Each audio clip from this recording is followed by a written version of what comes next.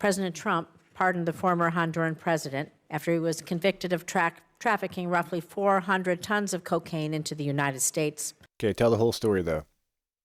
Tell the reason why Trump pardoned him. But you won't say that. Cocaine that contributed to the deaths of tens of thousands of Americans year after year. Yet the president and his cabinet authorized a military operation to capture Nicolas Maduro in order to arrest him for virtually the same crime. So, yes or no, because I have a bunch of questions here. To the best of your knowledge, was Hernandez convicted of trafficking approximately 400 tons of cocaine into the United States? It's always yes or no. Yes or no. I'm not involved in the pardon process. I can tell you. No, I'm just asking if he... Yeah, but I don't do yes or no. I don't play games. This is not a game show. Do you know he was... Bro, Rubio, you know, it was not in my bingo card for Rubio to become my favorite person in the admin, but this dude is a beast. Okay, so I'm just going to tell you I can answer your question because I know what you're getting at, but go ahead. He was convicted. I know. The president felt that he was unfairly treated. I can't give you much insight because Exactly. Trump felt like he was mistreated. He gave him a pardon. But these people had no problems with Biden pardoning his whole family, the whole J6 committee, all the people that had everything to do with COVID. All those people got pardoned. And they didn't say a word, bro. I'm not involved in the pardon process. Would you not concede? Can you not understand how the American people and how the world are clearly... Quit pretending like you speak for us. You do not speak for us. If you had the American people's interest at heart at all, then you would stop constantly trying to hinder what Trump is doing because the American people voted for him. I find it insanely funny and annoying at the same time that these people constantly talked about Trump being a threat to democracy and all the MAGA's just a threat to democracy. But as soon as democracy and the constitutional republic and how we go about our business votes Trump into office, these people constantly trying to hinder everything. That would be a threat to democracy. If you are not allowing what was voted for to take place. We voted for Trump. We voted for mass deportations. We voted for everything Trump is doing. And they are constantly trying to propagandize the American people into hating Trump. You are the threats, period. Really going to be frustrated by the hypocrisy of people and how the world are clearly going to be frustrated by the hypocrisy of this when one man is convicted and pardoned? Bro, this lady's dumb, dude. This lady's dumb. These people, bro, no shame. No shame. I'm sorry I keep pausing it, but like every single word that comes out of her mouth is hypocrisy. Everything. It's like they ignore everything they do, focus on everything everyone else is doing, project what they're doing onto everyone else, and have no shame about it. Just right out in the open, dude. You want to talk about hypocrisy? Another man captured and how it undermines the United States' credibility on the world stage. But the difference is that, again... You guys, oh my gosh, dude. You want to talk... Oh, dude, oh, man. I got to stop pausing it because I feel like there is a rebuke to every freaking thing she says. Captured and how it undermines the United States' credibility on the world stage. But the difference is that, again, I can't opine on the specifics of his case because I wasn't involved in the pardon, but he was not a sitting office holder. He was not even the president of Honduras when that decision was made, either to convict him. The difference between him and Nicolas Maduro is he was actively engaged in narco trafficking. It was an ongoing endeavor. Yeah. I think it does. And Biden put a $25 million bounty on Maduro's head.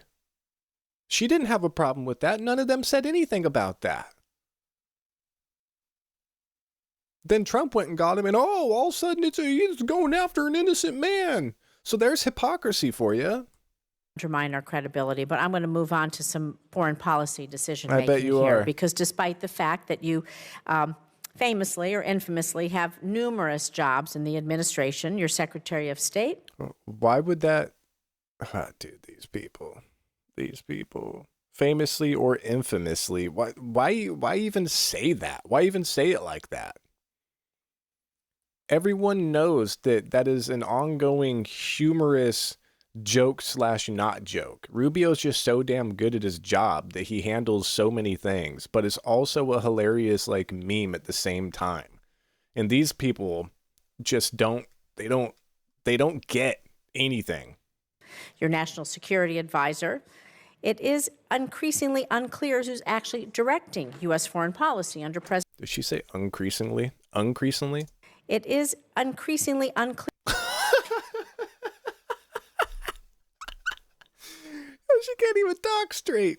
Who's actually directing U.S. foreign policy under President Trump. The president, dummy.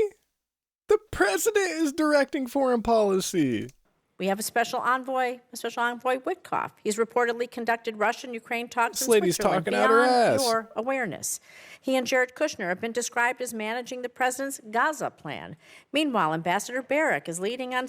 Yeah, Trump makes foreign policy decisions, and then he assigns people to go and enact his foreign policy. What, do you think Trump should just fire his whole cabinet and administration and he just does every single job? These people, bro, the shit she's saying is stupid. Syria policy, while Special Envoy Boulos is appearing to lead on our Africa policy. Yeah. So I have to ask you, I know the answer to this, but I'm going to ask you, are you the lead for U.S. government on foreign policy? No. The president is, bro. I gotta hone it in. The lead on U.S. foreign policy is named Donald J. Trump, the President of the United States. On the individuals you've described, these are very valuable teams. We have if I can answer, because I think it's important. It's a legitimate question. I have the distinction, but I think both the benefit of being the National Security Advisor and the Secretary of State. As National Security Advisor, my job is to coordinate the interagency function of national security, and that involves foreign policy. So I speak to Steve Witkoff and Jared Kushner in the case of Gaza and now Russia, probably 10 times a day. We have multiple meetings and Let him talk, lady. coordination. All of it is we build a team, we gather facts, we present options, and then we take them to the president. It is the president who directs the the foreign policy of the United States. That's always been the case, by the way. You can't overrule their decisions. Do you outrank the special envoys and ambassadors? Do they get your input as as an example? Do they care about your? He still has to go to Trump. These people are so dumb, dude. For example, a football team. You got the head coach who's in charge of everything, knows everything that's going on. This really isn't a great example because a football team is super complex, but it still, the example is going to serve its purpose. The head football coach isn't also the defensive coach. He isn't also the lineman coach or the wide receiver coach. Can you imagine if the head coach was just doing all that? It wouldn't make any sense, bro. That's too much. But he's still at the top, and everything comes from the top down. So he's still aware of everything going on, and he's still allowing what's going on and making decisions from the top down. These people, I honestly don't know. Like at this point, I don't know if these people are just stupid or playing stupid anymore. I really don't. Because if they are stupid, then it'd be better just to be stupid than playing stupid. And I don't know which one it is anymore. Input, or do they go straight to the president?